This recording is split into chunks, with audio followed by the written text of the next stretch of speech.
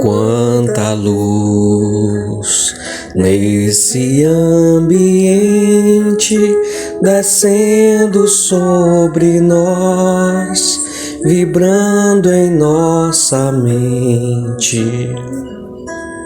Quanta luz, quando assim em prece, como a alma cresce aos olhos de Jesus. Quanta luz, pois em oração a voz do Mestre fala ao nosso coração. Quanta luz descendo sobre nós. Quanta luz, quanta luz. Viva Jesus, viva! Um bom dia para você que está escutando esta gravação. Um bom dia para todos os seus entes queridos, as suas pessoas de afeto, as pessoas que moram perto de você, as pessoas que você conhece e também as pessoas que você não conhece. Que a gente possa elevar para o dia de hoje a vibração positiva do planeta, ampliando a positividade, a alegria, a harmonia, a fé, a paciência, a empatia. Que a gente esteja livre, aberto e disponível para todos os sentimentos bonitos, a fim de que sejamos peças transformadoras deste planeta para melhor. Peçamos ao nosso Pai, com um sorriso no rosto e peito aberto, inflamado de gratidão.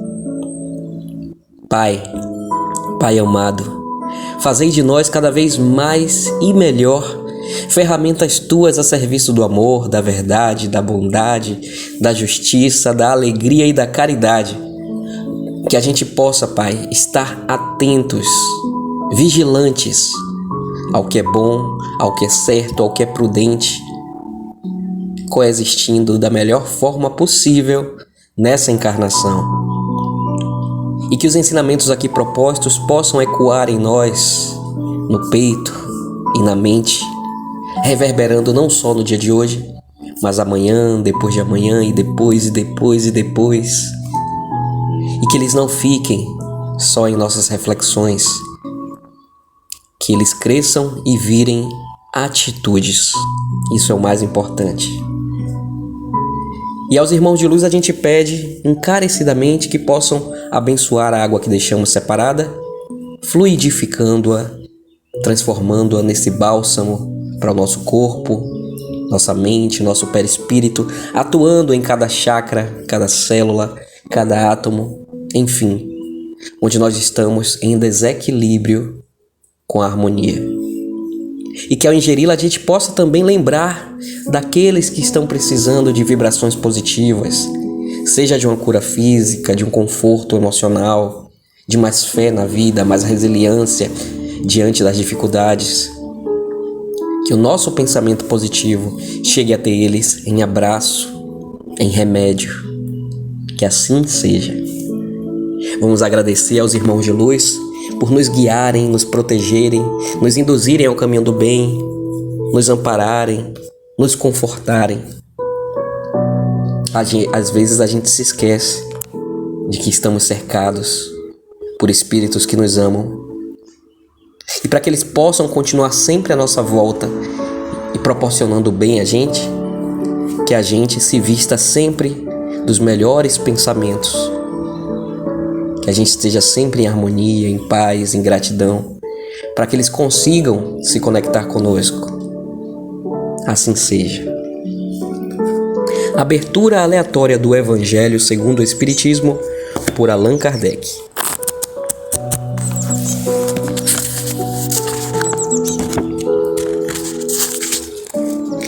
Estranha moral. Quem não odiar seu pai e sua mãe? Jesus disse à grande multidão que caminhava com ele: não poderá ser meu discípulo Aquele que vier a mim e não odiar seu pai, sua mãe, sua mulher, seus filhos, seus irmãos e até mesmo sua própria vida. Assim, todo aquele que não carregar sua cruz e não me seguir, não poderá ser meu discípulo. E todo aquele que não renunciar a tudo o que tem, também não poderá ser meu discípulo. Isso está contido em Lucas, capítulo 14, versículos 25 a 27 e versículo 33. Ele também disse: aquele que ama seu pai ou sua mãe mais do que a mim, não é digno de mim. E aquele que ama seu filho ou sua filha mais do que a mim, não é digno de mim. Isso está contido em Mateus, capítulo 10, versículo 37, perdão. Certas palavras não combinam com a linguagem habitual de Cristo, e por isso repelimos seu sentido literal quase que de maneira instintiva. Entretanto, a perfeição de sua doutrina nada sofre com isso.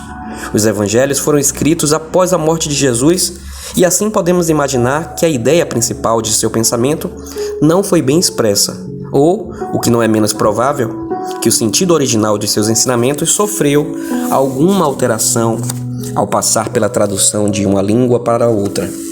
Basta que o erro tenha sido cometido uma única vez para ele ser repetido pelos copistas, como acontece frequentemente com os fatos históricos. A palavra odiar, então, nesta frase do evangelista Lucas, se alguém vier a mim e não odiar seu pai e sua mãe, serve como exemplo da palavra mal traduzida. Ninguém pode atribuir essa palavra a Jesus. Seria inútil discutir ou tentar justificá-la. Primeiro, é preciso saber se Jesus a pronunciou. E, em caso afirmativo, saber se na língua em que ele falava, essa palavra tinha o mesmo significado que na nossa. Na passagem do evangelista João, aquele que odeia sua vida neste mundo a conserva para a vida eterna. Então fica claro também que a palavra odiar não traduz a ideia que a gente costuma atribuir. A língua hebraica não era rica e continha muitas palavras com vários significados. O mesmo acontece no livro do Antigo Testamento chamado Gênese. A palavra que designa as fases da criação serve também para expressar um período qualquer de tempo, e ainda o período diurno. Daí, mais tarde, a sua tradução pelo termo dia e o entendimento de que o mundo foi feito em 6 dias. A palavra que designava um camelo e um cabo era a mesma, pois os cabos eram feitos de pelo de camelo. Na tradução, foi utilizado o significado camelo para a comparação que Jesus fez quando disse: é mais fácil um camelo passar pelo buraco de uma agulha do que um rico entrar no reino dos céus. É necessário considerar ainda que os costumes e o caráter do povo exercem influência na característica de suas línguas. Sem esse conhecimento, o verdadeiro sentido de certas palavras nos escapa. E de uma língua para outra, a mesma palavra possui maior ou menor energia. Assim, uma palavra pode ser ofensiva em uma língua e ter um significado completamente diferente em outra, conforme a ideia que ela queria exprimir. Ocorre também que numa mesma língua o sentido de certas palavras vai se alterando com o passar dos séculos. É por isso que uma tradução rigorosa ao pé da letra nem sempre revela com perfeição o pensamento original. Para ser exato, às vezes é preciso empregar não as palavras correspondentes à tradução, mas sim palavras que sejam equivalentes ou semelhantes. As observações acima encontram aplicação especial na interpretação das Sagradas Escrituras e de modo particular nos Evangelhos. Se não levarmos em conta o meio em que Jesus vivia, ficamos sujeitos a cometer enganos sobre certas expressões e fatos por ele vividos. Isso se deve ao hábito que possuímos de analisar os acontecimentos passados segundo o nosso entendimento atual. A palavra odiar, empregada nesse caso, então não pode ser entendida como seu significado moderno, pois iria contrariar a essência dos ensinamentos de Jesus. Essa passagem eu acho ela fabulosa, porque ela nos convida a refletir, a raciocinar e não receber toda e qualquer informação e digeri-la sem a reflexão. É preciso que a gente faça a interpretação do texto, e eu não estou falando aqui só do Evangelho, para tudo na nossa vida. Se alguém nos fala alguma coisa, é muito importante que a gente interprete. Quem está falando isso? Está falando de que forma? Está falando com que intenção? Onde foi que essa pessoa encontrou essa informação? Por que ela está sendo passada? Há quanto tempo? Em que local? De onde ela veio? Então tudo isso faz com que a gente, com o raciocínio ao qual nós fomos dotados, teça o entendimento real de toda e qualquer mensagem, ou pelo menos que nós cheguemos perto desse entendimento. É muito importante que a gente não seja robôs, que escuta qualquer coisa, grava e passa adiante. As informações, elas são coisas muito importantes. E essa passagem, ela exemplifica isso de uma maneira linda. Porque se a gente não sabe o que a gente está ouvindo, a gente também não sabe o que está passando. E às vezes, por melhor que seja a intenção, a gente passa adiante uma mensagem distorcida, às vezes nociva, que pode causar desentendimentos, que podem causar males e até mortes. Então, sejamos responsáveis com o recebimento das informações que chegam até nós. Isso é para tudo na vida, no conceito familiar, no conceito político, no conceito educacional, no conceito religioso. A gente precisa entender o que a gente escuta antes de passar adiante. Como foi aqui no caso, onde Jesus fala que se você não odiar o seu pai, a sua mãe, sua mulher e seus filhos, seus irmãos e até mesmo a sua própria vida e não carregar sua cruz, você não poderá ser meu discípulo. Aqui no sentido odiar se você não colocar essas coisas todas em segundo plano. Primeiro plano, voltando para o entendimento do texto, tem que ser sempre o amor por Deus. Porque se a gente ama a Deus verdadeiramente, intensamente, a gente está amando a nós mesmos, a gente está amando aqueles que a gente ama, a gente está amando aqueles que a gente não conhece, mas os recebendo em nosso peito como irmãos. A gente está amando o planeta que nós habitamos. Portanto, é muito importante que a gente coloque esse sentimento de totalidade acima de só o que nos convém. Porque é muito fácil a gente amar quem nos ama, é muito fácil amar quem veio do nosso sangue, quem é parente, quem é amigo. E quando Jesus fala isso, ele está querendo dizer que o amor é muito mais, o amor verdadeiro vai muito além de laços sanguíneos, de afeto, de convivência. O amor verdadeiro.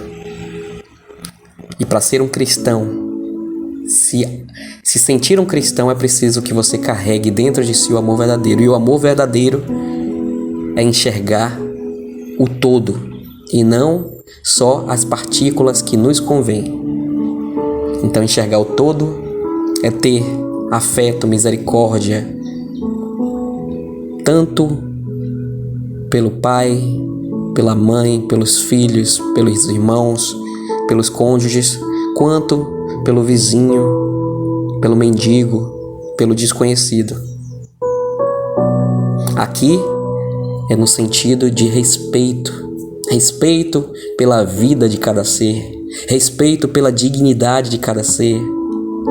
Que a gente, dotados de empatia, de misericórdia, nos sintamos conectados a todos eles.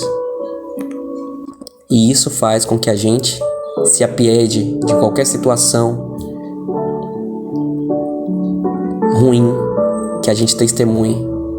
E em vez de falar ou pensar, não é comigo, nem conheço, a gente se coloque no lugar deles E isso acontece porque aí, quando a gente é tomado por essa consciência, esse senso moral, é porque a gente está conseguindo colocar Deus acima do pai, da mãe, dos irmãos, dos filhos, do cônjuge.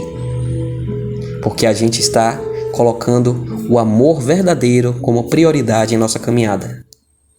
Então fiquemos com essa lição de hoje e coloquemos, esse é o dever de casa, o amor verdadeiro por tudo e por todos, como Deus exercita isso, para que sejamos verdadeiramente cristãos. Pai nosso que estais no céu, santificado seja o vosso nome. Venha a nós o vosso reino, seja feita a vossa vontade, assim na terra como é no céu. O pão nosso de cada dia, dai-nos hoje, Pai.